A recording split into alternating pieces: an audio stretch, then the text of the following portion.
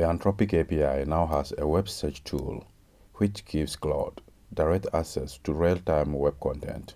So by accessing the web search tool via the API, you get up-to-date information from the web, beyond the knowledge cutoff of Cloud.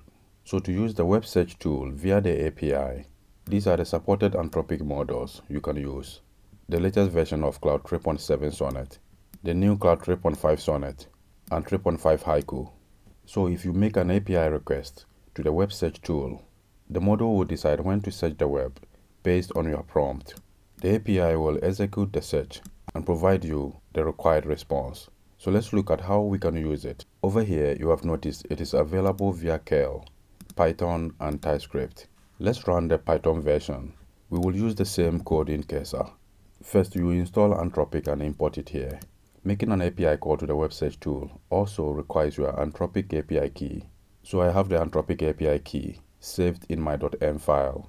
I have also installed the python.env package, so I import it here. So here we load the API key. Then we create Anthropic client with the API key. Next, we create a response by specifying all these parameters. The module we want to use. We specify maximum tokens and messages consisting of user role and a prompt. So we want Cloud to search the web for real-time information about how to build a video calling app using getstream.io. The next response parameter is tools. Over here, we specify the tool type, the name of the tool, and max users. So we specify the name as web search. You can add the max users parameter to configure the number of searches to be performed. So that is everything you need to do to make an API call to the web search tool through the Anthropic API. So I'll go to the terminal and run this file. So we get the search query and the information about the search result. For the search result, you have noticed here, we have the type to be web search result. We get the URL of the result, which is getstream.io. We have the tool use and its type.